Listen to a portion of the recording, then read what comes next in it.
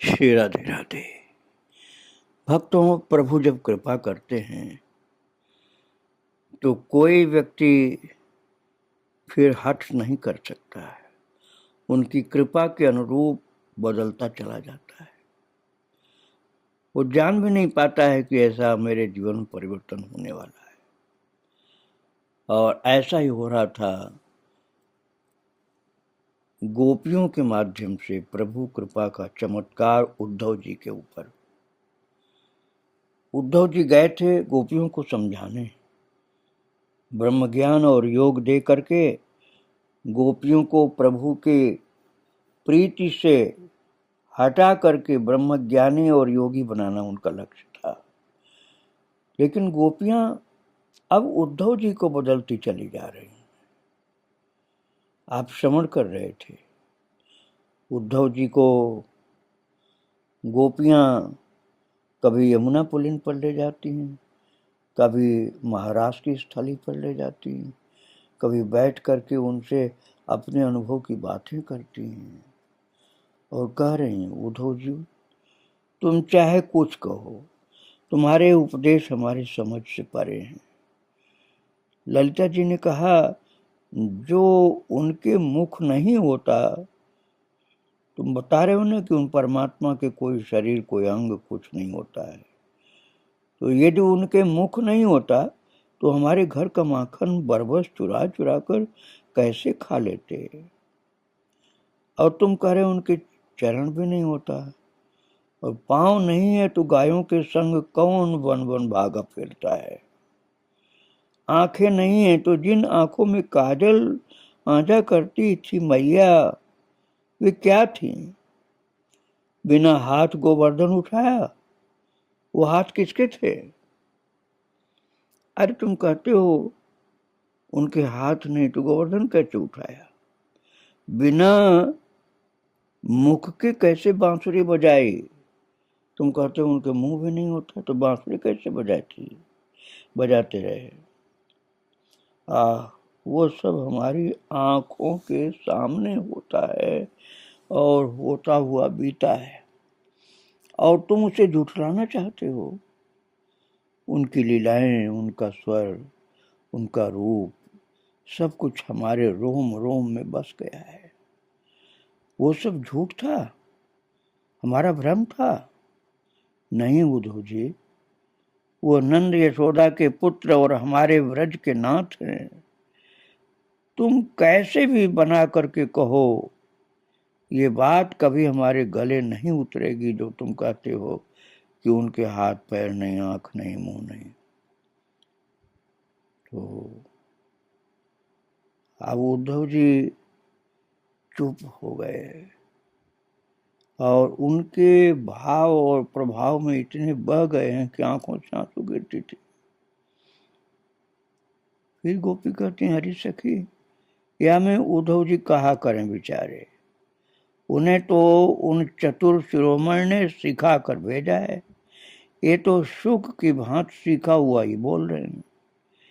एक सखी ने कहा, तुम कहते हो गुण ही गुणों में बरतते हैं, वे गुण रहित हैं। तो श्रुति बोली, तो कहो श्याम सखा, गुण आए ही कहां से फिर। भला बिना बीज के कहीं वृक्ष उपजा है। क्या उन्हीं के गुणों को तुम नहीं समझ पाए। उन्हीं के गुणों की परछाई माया की आरसी में दिखाई नहीं देती तुम्हें। अरे जल और लहरों की भांति जगत क्या उनसे भिन्न है। जिन वेदों की बात समझाने आए हो, वे क्या उनके श्याम रूप नहीं है। कर्म के मध्य कभी किसी ने पाया। अरे जिसने भी पाया प्रेम से ही पाया है। सूर्य, चंद्र, धरा, गगन, जल और अग्नि, इन सब की शक्ति, इनका प्रेरक वही नहीं है क्या। अरे जगत के सारे गुण नश्वर हैं और तुम्हारे अच्युत वासुदेव उनसे भिन्न है क्या। अरे वो ज्ञान गंगा में नहावन वाले महाराज, प्रकट सूर्य को छोड़कर तुम परछाई की पूजा करते हो, जो प्रत्यक्ष है उनको नहीं देखते हो। जैसे हथेली पर धरे आंवले में तुम्हें ब्रह्म ही दिखाई देता है, हमें तो उस मदन मोहन रूप के अतिरिक्त अन्य कुछ भी नहीं सुहाता। श्रुति के कहते कहते ही महाराज एक सखी की आंखों के सामने श्याम सुंदर का वो भुवन मोहन रूप छा गया, और कहाँ उद्धव और कैसे उनके उपदेश, कुछ भी स्मरण नहीं रहा। सखियां व्याकुल हुए एक स्वर से रुदन करती हुई पुकार उठी, हा नाथ, हा रमानाथ, हे यदुनाथ, हमारे स्वामी ओ नंदनंदन, तुम्हारे बिना ये देखो तुम्हारी गायें कैसी भटकती फिर रही हैं, क्यों नहीं इन्हें संभालते? हम दुख सागर में डूबकर बिलख रहे हैं, क्यों नहीं अपने अजान भुज बढ़ाकर हमें अवलंब देकर सुखी कर लेते? कोई कह रही थी, श्याम सुंदर, तुम तो किसी को दुखी नहीं देख सकते थे, फिर दर्शन देकर क्षण भर में ही छिप जाना, दर्शन देकर क्षण भर में ही छिप जाना, हमारी प्यास बुझ भी नहीं पाई कि अंतर्धान हो जाना, ये छल विद्या तुम्हें किसने सिखाई? कन्हई, हम तो तुम्हारे प्रेम रूप और गुणों के अधीन हैं। कहो तो बिना जल के मत्स्य कैसे जी पाएगी? हम तुम्हारे दिव्य अनंत गुणों रूपी जल में रहने वाली मछली हैं, उसके बिना हम कैसे रह पाएंगे? कोई कहती थी, ओहो कान्हजो, अपनी बंसी की मधुमेह तान सुनाकर दर्शन देकर हमें जीवन प्रदान करो। तुम्हारे हमसी बहुत होंगे, किंतु श्याम जी हमारे तो एक ही तुम अवलंब हो। बहुत होने से क्या हो? अरे बहुत होने से क्या यूं प्रीत तोड़ दोगे? इस प्रकार दूर दूर रहकर हृदय के घावों पर नमक मत छिड़को। कोई कहती, सखा सुन श्याम के, ताई वो भलो जन को भले सदा निठुराई, भलो नहीं मुख मोड़िबो पाई श्याम ठकुराई, कहियो प्राणन प्राण सो। यदि हम मर गई तो सोचो कितना बड़ा कलंक तुम्हारे माथे लगेगा, इसका भी तुम्हें डर नहीं? अबला बद के भय से तो बड़े बड़े बलवान भी कांप जाते हैं। कोई कहने लगे, अहो श्याम, ऐसे ही मारना था तो गोवर्धन उठाकर हमारी रक्षा क्यों की? नाग से दावाग्नि से क्यों बचाया हमें? अब उस विरहाग्नि में हंस हंस कर जला रहे हो। प्रियवर, हमारा चित्त हमारे हाथ में नहीं, इसी से इतनी निठुरता क्या तुम्हें बरतनी चाहिए? कोई कहती, अरे ये सदा के निष्ठुर हैं, इन्हें कोई पाप नहीं लगता, ये स्वयं ही पाप पुण्य के सृजनहार हैं, फिर डर काहे का? जानती नहीं, दूध पिलाने आई उस बेचारी पूतना के प्राण ही ले लिए। जब 6 दिन के शिशु थे तब ही इनके ऐसे लक्षण थे, अब तो कहने ही क्या है। किसी ने कहा, अरे सखी, अब की ही क्या कहती हो? ये तो इनका पुराना स्वभाव है। इन्होंने विश्वामित्र की यज्ञ रक्षा करने के लिए जाते समय पथ में मिली ताड़का को मार डाला था। जब ये मर्यादा पुरुषोत्तम रघुवंशी कुल प्रदीप थे, तब इन्हें नारी वध का डर क्या दिखाती हो? अरे उस समय ताड़का को मार दिया जब मर्यादा पुरुषोत्तम थे, ये तो पहले ही नारी वध कर चुके हैं, तो अब हम लोगों को कर रहे हैं।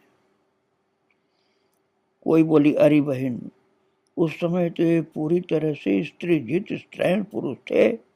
सीता के कहने में आकर शरणागत रक्षण करने वालों में श्रेष्ठ इन धर्मधुरीन शस्त्रधारी ने छल पूर्वक सुपर्णखा के अंग भंग कर लोकलाज की भी परवाह नहीं की। उसका अपराध क्या था कहो तो? वह इनके त्रिलोक विमोहन रूप पर आसक्त हो गई, यही न? ऐसी क्या बात करनी? अरे आसक्त हो गए रूप पर तुम्हारे, तो क्या गलत कर दिया? एक ने कहा, अरे बहनों, लोकलाज गई चूल्हे में लोबहू के पोत अर्थात जहाज हैं ये। इनके गुण क्या सुनाऊं तुम्हें? बलि राजा के समीप भूमि मांगने गए ये हमारे बनमाली। उसने अपना वचन निभाया, पर इन्होंने छल पूर्वक उसका सर्वस्व हथिया कर बांध दिया उसको। यही नहीं, उसके सिर पर अपना पांव रख दिया। कहो तो ये कैसा न्याय है? दूसरी बोली, इन्हें क्या कहें, ऐसे चरित्र हैं इनके कि कहा नहीं जाता। परशुराम होकर के परशु अर्थात कुल्हाड़ा कंधे पर धर कर निकले और भूमि क्षत्रिहीन कर दी। अपराध एक का और दंड इतनों को। रक्त के 5 कुंड भर दिए, उसी से अपने पितरों का तर्पण किया। इतना ही नहीं सके, उस समय अपनी माता अर्थात जननी को भी मारने में ही नहीं हिचकिचाए, मार दिया अपनी मां को परशुराम अवतार में। इनकी निष्ठुरता की सीमा नहीं। स्त्रियों को भी ऐसे मार दिया जैसे आज हमको मार रहे हैं। किसी ने कहा, अरे हिरण्यकशिप से इनका भला क्या झगड़ा था? प्रहलाद ने पिता के सामने बोलकर ढिठाई की। पिता ने उसको दंड देकर के शिक्षा देनी चाहिए। इसमें भला क्या बुरा किया था? बीच में ही नरसिंह रूप धार करके कूद पड़े और नखों से उसे फाड़ डाला। भला किस अपराध में? कोई बोली, अरे शिशुपाल का ही क्या दोष था? बेचारा विवाह करने भीष्मक के यहाँ गया था, वर वेश धारण करके, बारात लेकर के। ये बीच में ही छल करके उसकी दुल्हन को इस प्रकार के हल ले आए जैसे भूखे के मुख से कोई ग्रास छीन ले। ये तो सदा के स्वार्थी। भक्तों, ये गोपियों का अतिशय प्रेम जो कृष्ण से है ना, इसलिए उल्टा सीधा जैसा मन में आता वैसा बोल देती है। प्रेम के कारण बोल रही हैं, कोई दुश्मनी नहीं है। उसी समय कहीं से एक भ्रमर उड़ता हुआ आया और गुंजन करता हुआ श्री किशोरी जी के चरणों को कमल समझकर बैठना चाहा। और श्री जी भावाविष्ट सी बोली, नहीं, मेरे पांव न छुओ, तुम चोर हो, कपटी हो। श्याम सुंदर भी तुम्हारे ही समान कपटी हैं। क्या तुम उन्हीं के दूत बनकर आए हो? क्या तुमने और तुम्हारे स्वामी दोनों ने ही लज्जा बेच खाई है? यहां गोपीनाथ कहलाते थे, ये नाम उन्हें रुचा ही नहीं। अतः अब कुबरी दासी के दास कहलाकर उसकी जूठन खाकर यदकुल को पावन बना रहे हैं। फिर किशोरी जी ने उस भौरे से कहा, रे मधुप, तू कान कुंवर के क्या गुणगान करता है रे? उनके गुण हम भली प्रकार जानती हैं, तेरी चतुराई यहां नहीं चलेगी। अरे तू भी उनसा ही है, भोली भाली कलियों को मोहकर उनका रस लेकर के उड़ जाता है। ऐसे ही तेरे नागर नंद किशोर हैं। हमें तेरी बात नहीं सुननी, तू जा यहां से। तेरे स्वामी त्रिभंगी ठहरे हैं, यहाँ भला उनकी जोड़ी की नारी कहाँ से मिलती। मथुरा में बड़े भाग से त्रिवक्रा मिली, त्रिभंगी को त्रिवक्रा मिल गई वहां। अब अच्छी जोड़ी बन गई। रूप गुण और शील सब प्रकार से वो उनके अनुरूप है। किशोरी जी ने कहा, मधुकर अर्थात भंवरे, श्याम सुंदर गुरु और तो उनका शिष्य, ये जोड़ी भी सब प्रकार से अनुरूप है। तुझे ज्ञान का पाठ पढ़ा, ज्ञान गठरी सिर पर देकर यहाँ भेज दिया, किंतु यहाँ व्रज में कोई तुम्हारा ग्राहक नहीं है। अतः पुनः रावरे पधारो, जाओ वहीं। क्या कहते हो कि तुम और तुम्हारे स्वामी साधु पुरुष हैं, तो तुम्हारे वहां के सिद्ध पुरुष कैसे होते होंगे भला। गुण को मिटाकर अवगुण को ग्रहण करने वाले उन मथुरा वासियों से निर्गुण होकर ही मोहन क्यों नहीं व्यवहार करते। अहो मधुप, जगत में जितने भी काले देखे सब के सब कपटी और कपट की खान पाए हमने। एक श्यामजू के स्पर्श से आज तक तन मन जल रहे हैं। ऊपर से मानो ये पीड़ा थोड़ी थी कि तुम सा काला भुजंग और भेज दिया। तुम दोनों कितने एक समान हो, ये तो कोई दर्पण में मुख देखते ही तुम्हें ज्ञात हो जाएगा। अरे वो आलिंद भंवरे, ये कैसा न्याय है कि हम प्रेमियों के लिए ज्ञान, मुद्रा, वैराग्य और योग की भेंट भेजी। ऐसा करते हुए उनका हृदय तनिक भी कांपा नहीं। कहते हुए किशोरी जी के साथ समवेत स्वर में सभी सखियां बिलख कर रो उठी। हा नाथ, केशव, कृष्ण, हे मुरारी, हे मेरी श्याम सुंदर, तुम तो करुणामय हो, ये कैसी करुणा है तुम्हारी। उनकी व्याकुलता देख करके भक्तों गोपियों से रहा नहीं गया। वो बोलने लगे, उद्धव जी, तुम्हारे वे यदुनाथ, वासुदेव और देवकी नंदन यहाँ ब्रज में क्या इनकी प्राण लेने के लिए पधारे थे। वे देवकी नंदन, वो श्याम सुंदर क्या इन सखियों के प्राण लेने के लिए आए थे। क्यों नहीं वहीं मथुरा में बने रहे, यहाँ क्यों आए मथुरा छोड़कर।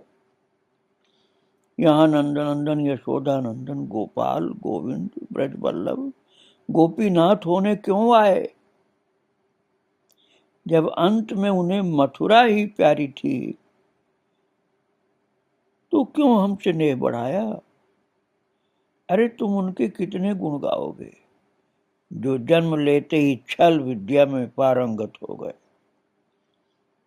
उन्होंने हमारे जले पर नमक छिड़कने के लिए तुम्हें भेजा है यहाँ योग देकर। अरे उद्धव, तुम उनके दिए हुए योग को लेकर के मेरे पास आ गए। यहाँ योग की कोई इज्जत नहीं। यहाँ हम उनसे प्रेम करना ही जानते हैं और कुछ नहीं हमको जानना है। आहा श्याम जी, तुमने भली करी। इन प्रेम मूर्तियों को देने के लिए भला तुम्हारे पास था ही नहीं कुछ। अरे उद्धव, तुम भी वज्र का हृदय लेकर के आए इस ब्रज में। इन प्रेम स्वरूपाओं के अगाध नेह की प्रयत्न करने पर भी था नहीं मिल पाई तुम्हें। जितना गहरा उतरता था उतना ही उनके हृदय का प्रेम सागर अगाध जान पड़ता था। नित्य ही भिन्न भिन्न प्रकार से ज्ञान और योग समझाने का प्रयत्न कितना ही किया जाए, किंतु प्रेम को, प्रेम की विरह की तीव्र धारा में उद्धव जी कहते मेरा ज्ञान और हम दोनों ही बह जाते थे। आज श्री जी और चंपा के उद्गारों ने मुझे सर्वथा निरस्त कर दिया। उद्धव जी कहते हैं चंपा और राधा रानी के उद्गारों ने मुझे सर्वथा निरस्त कर दिया। ओह, उनके दर्शन पाकर मैं धन्य हो गया, नहीं तो मैं प्रेम ही नहीं जान पाता क्या होता है। आज तक ज्ञान कर्म की नीरस भूमिका में ही पड़ा रहा। इन प्रेममयी के सम्मुख जिन्होंने धर्म और मर्यादा की मेड़ लांघ दी, इस प्रकार जो टूटकर प्रभु को चाहें तो उनके सम्मुख योग ज्ञान और कर्म हीरे के सामने कांच के समान ही तो होंगे। इनके पास हीरा है, मैं इन्हें कांच देने आया था। ये गोपिकाएं धन्य हैं। उद्धव जी खुद प्रेम विह्वल हो गए और कह रहे हैं ये गोपिकाएं धन्य हैं, इनका जीवन हीरा है, मैं इनको कांच दिखाने आया था। इनके प्रेम के सम्मुख योग ज्ञान कर्म ये सब कुछ भी नहीं है। इतने समय तक मैं ज्ञान मद की व्याधि से पीड़ित मरता रहा।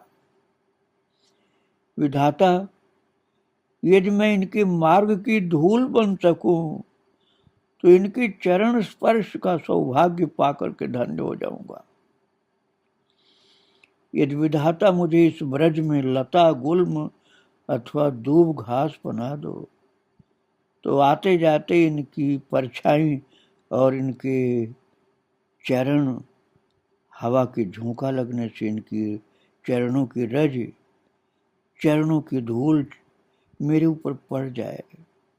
उद्धव जी भाव विभोर बोल रहे हैं, हे विधाता, इनकी कृपा से तनिक सा प्रेम मैं भी पा सकूंगा तो मेरा कल्याण हो जाएगा, किंतु ये भी तो मेरे वश की बात नहीं।